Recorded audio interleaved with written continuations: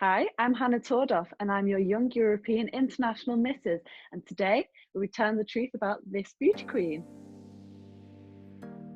Welcome to Pageant Land, the UK's premier podcast for all things pageantry, with your host Jessica Barkley.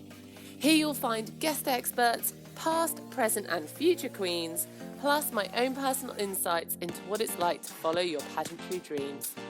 So whether you're hitting the stage for the first time, looking to up your game, or even after some inspiration to follow your own dreams, I hope you will find something here for you. I'll ask the questions you're too embarrassed to and get real about the highs and lows of pageantry. If you enjoy this episode, please give us a share on social and pop me a review on iTunes. Now strap on those heels and let's get into it because we have a lot to cover. Hello, and thank you for joining me. You are the first recording. I'm not 100% sure the orders of these going out, but the first recording of these today. Got a whole day of these wonderful interviews. I'm very, very excited. We're going for fairly rapid fire with these questions. So guys, if you want any more details, you're going to have to get in touch with her. But we'll make sure that we've shared all your social links and everything at the end of this. So question one, we're going to get straight into it. Question one. How long have you been competing in pageants?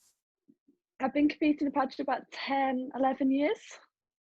Wow, I feel like I'm an OG, but then you meet like a proper OG. I was 2000, oh no, I can't remember. 2014 I signed up and 2015 did my first one. But see, it is addictive, people. Question two, what's your favourite part of competing?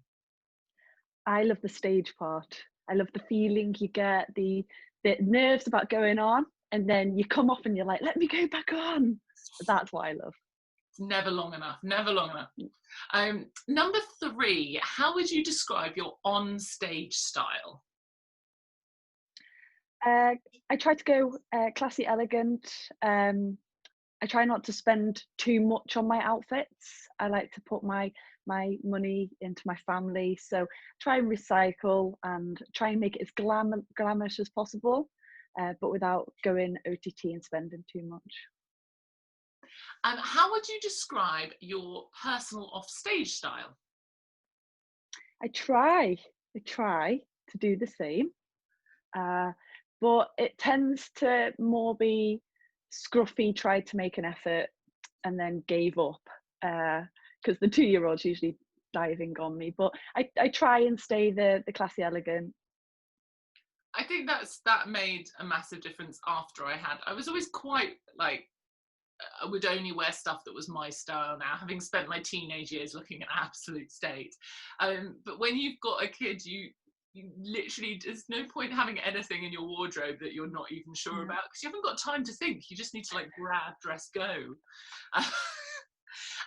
Number five, what is your morning routine like?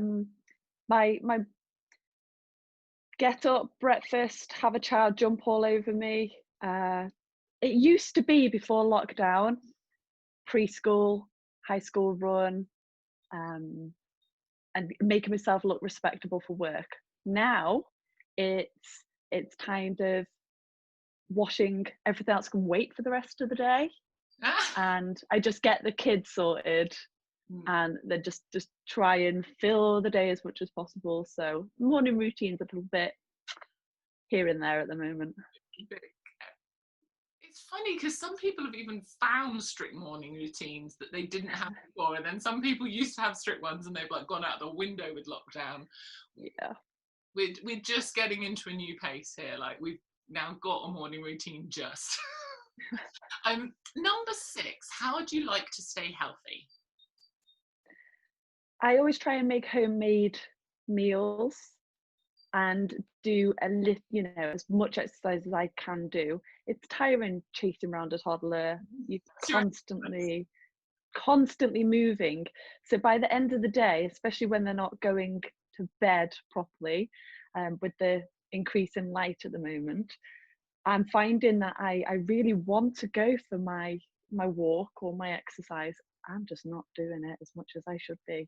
I'm feeling very envious of all the people that are like yourself that are going out and doing challenges and exercising, it's not happening. So it's mostly I'm just trying to make sure that I don't pig out and like change my routine as in start drinking, that type of thing. Oh, mine, I've got two very good incentives with mine. Is one, once lockdown is finished, I've got a fitness photo shoot, which is like, I'll need to get my abs back through, which I've only got through once before in my life, which was just before Galaxy. But also I get restless leg, which is incredibly painful. And it's like, I need morphine to get over the pain if I don't exercise. That is very good incentive to get you out the door in the morning. Yeah. I'm not sure I'd do it without those two things like ticking in my head. Yeah. And number 7, what's been the biggest lesson that you've learned from pageantry? To definitely believe in yourself. That is a quote that I use a lot. That's my biggest lesson, to just make sure you know whatever you can set your mind to, you can do it. Before pageantry, I was very nervous, walked with my head down, talked for Britain, but I had no self-confidence. And I'm not quite there yet. You know, we always suffer, don't we? We always have problems with ourselves. But I do find that since doing the pageants, I've definitely learned to appreciate myself a lot more and believe that if I put my mind to something, I can do it.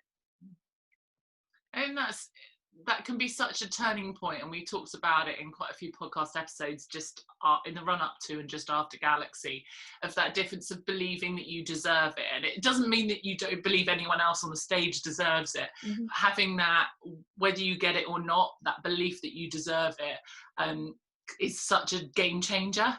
And it's a journey, it's not a destination, because you kind of need to keep feeding that knowledge that you are good enough and that you are worthy. Unfortunately, it's not like it magically pings on one day and it's there but forever, but it'd be nice if it did that. Yeah. What's the biggest goal you would like to achieve in your lifetime, in or out of pageantry, like the biggest thing? I don't really know, just to make sure my family have everything that they want, that we are not wanting for absolutely anything. I think that is the end goal, really, just to make sure the kids have everything they want, appreciate everything they have, which will never happen, but just to always be happy. And that's just something that I always want. I never want it to go the other way at any point, just always be happy. What 3 words would your family and friends use to describe you? I asked my husband this morning.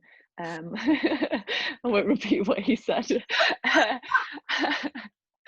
I would like to say that they would describe me as loving and caring and thoughtful. I would like for them to say that. I'm not going to ask them what they would say.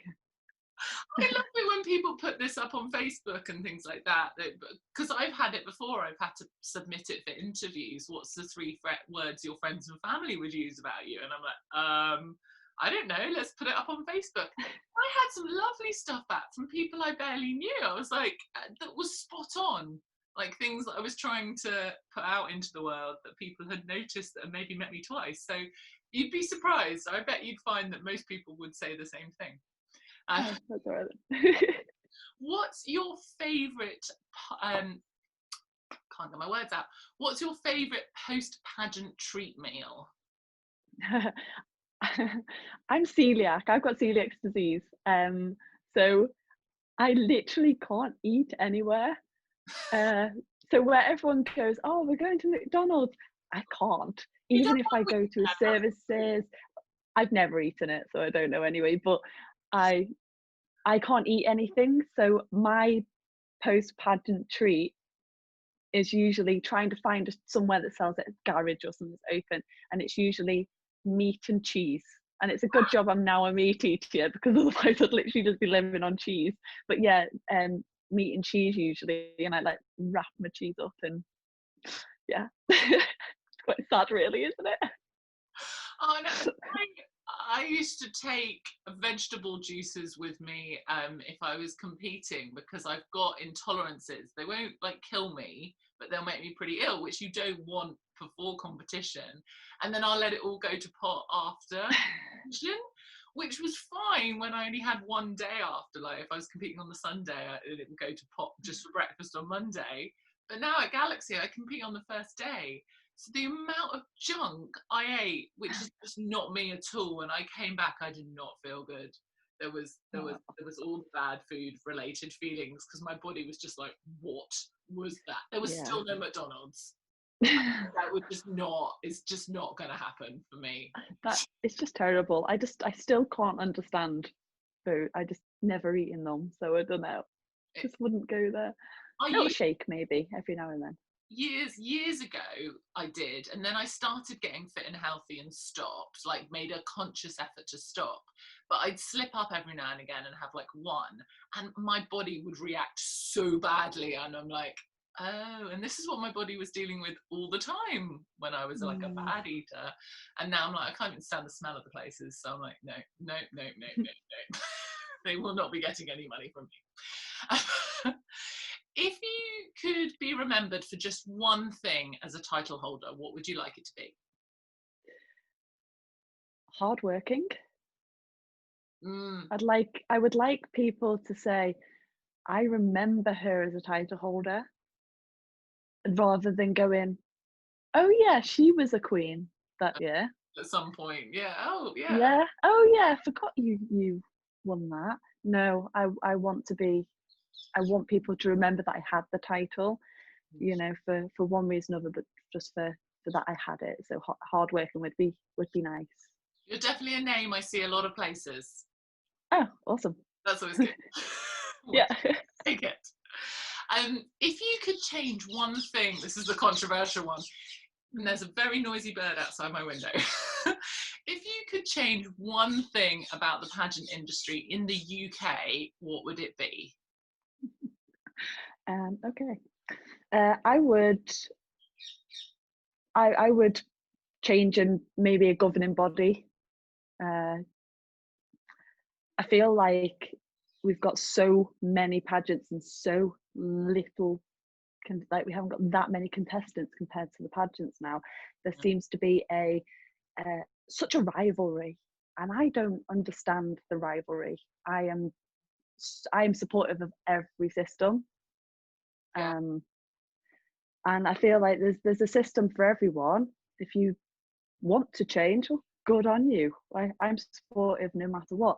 So it doesn't, I don't understand when other people aren't. And there's trying to batter down other systems, you know what I mean? Especially when you don't know and you've never competed in them. Like we all have different ways and feelings about a system, whether it suited you or not.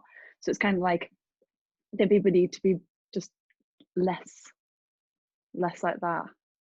I just want it to be a little bit more friendlier. We're meant to be really supportive sisterhood. We're meant to be all of this, and then it's like, are we?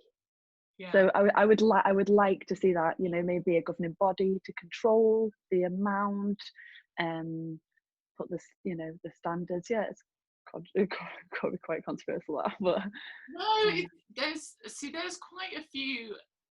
Not quite a few things, actually, that's wrong. There's a couple of things that I would love to speak up about more. I don't not talk about them, but I am also very aware that I have yet to achieve the title that I want to achieve. And while I would never lie if anyone sort of ask me a question outright about a certain element, I will always speak my mind. I'm not going to do the ranty podcast episodes that part of me would love to do, because I just don't want to offend someone that could be a future judge. And that's me being completely honest, is you have also got, and I do find, unless contestants have got the title they've always wanted and are very, very sure they're not worried about competing again, if they do, that great, but then you get a few people that are willing to speak out. But it's very hard if you're still competing, or you're a reigning title holder, or you're looking to compete again, to really be able to be 100% honest about where you see weaknesses in the industry, and if we don't fix those weaknesses, we're not going to grow as an industry. And we love it, we compete in it. So it's, once I've done the Galaxy title, it's going to be such like a change, because suddenly I'll speak out a lot louder about certain things. I'm looking forward to them. I'm going to get myself in a lot of trouble. How would you like to make the world a better place? That is such a big question. I don't really know. I know that sounds, everyone always seems to have an answer for that one, but I don't really know how I would do that. I like to think that I'm already kind of putting myself, even though I'm just a tiny person in a huge world, by, you know, choosing my skincare, my makeup and everything ethically, and you know, thinking in that way, you know, turning the lights off, don't run the tap for longer, that type of thing. I'd like to say I already do that, but like I said, I don't think mine is, I don't want to change the world on my own. I'd like to see other people do it. Small steps. It's that pebble and those ripples. Yeah, and that's what I'm trying to do at the moment, is get everyone to like my skincare. I'm doing free makeup tutorials and free skincare consultations to put people more onto a more ethical, animal friendly, you know, type of skincare routine and all that type of thing. So if that can help give people a bit of positivity as well, that'd be quite nice. I definitely need to get you on to talk about my hashtag care what you consume campaign. Yeah. Because consume as in eat and consume as in purchase. Yeah. Stuff. So it's, I sort of lightly did it last time I competed, but I'm gonna really sort of do a big part of it in the next sort of run up to the next Galaxy. So we should definitely have to get you on to discuss that a bit more. Definitely. What are you most looking forward to about internationals when they happen? Oh, I can't wait to go and spend the whole time with the team. We're so far apart and we haven't been able to do anything really, because I mean the beginning of this year has been pretty much a write-off, hasn't it? So, you know, it's really nice that they the team that I'm working with, obviously they're obviously doing video calls and quizzes, and it's really nice. They're constantly talking, they're all lovely. It'd be nice to actually spend some proper time with them, find out who those people are really, because you know, just messaging is just not the same, is it? No. So that would be really nice. And the sun, but we are getting some nice weather at the moment, so kind of lucky. Lovely. Like I said to my other half, I would just, I mean, we're London, we're suburbia London, but we are under a flight path normally, and we have had a lot of the, you know, the choppers that have the double propellers. They're a special type, the army ones. We get a lot of those around here, and they've got a training path around here. The Chinooks, aren't they? Yeah, that one's. I wasn't going to try and say it. But so we're doing a lot of medical equipment drops and stuff like that round here. But the flights have died down so much, and just generally the country as a whole is having so much less pollution. And we're like, yes, this beautiful weather that we're getting is part of that as well. I would like to think it was, but we're in a part of the country which we always find is nice anyway. As I've been saying this lately, I live on the Hampshire, West Berkshire borders, so near Basingstoke, Newbury. Lovely. Reading, yeah, and we seem to have a whole new weather, so it kind of like bypasses, and we have just nice in the summer all the time. It's beautiful, honestly. So yeah, I'd like to say that does make a difference, though. Final question: how can we find you online? So I have Instagram, so that's Young European International _Mrs. I'm on TikTok, Hannah Tordoff, entertaining myself. If I'm entertaining anyone else, I'm definitely entertaining myself. I have my Young European International Mrs. Facebook page as well, which I try and post on there regularly, and my main Facebook page as well. So I have a few. You can definitely find me. Amazing. And anyone watching this, I will share the links in the show notes, or if you're catching this on YouTube, it will be in the video description as well.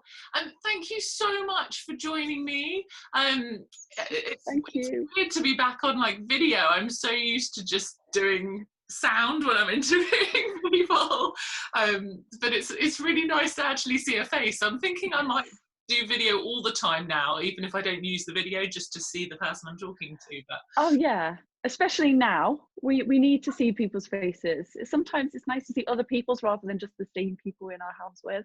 So yeah. I've enjoyed this thoroughly. Yeah, I love the people I live with, but I'm getting a bit bored of their faces. We won't tell them. Thank you for joining me today. I value and appreciate your time so much. It's wonderful you've given some of it to this episode. Please rock on over to our Facebook or Instagram and share your thoughts. And I would love you to give this episode a share while you're there. For any specific links, check the show notes or rock on over to our website, pageantlandpodcast.com, for more information about the podcast or how you can be a guest on a future episode. Have an amazing day. And remember, you sparkle your brightest when you're being yourself. See you soon.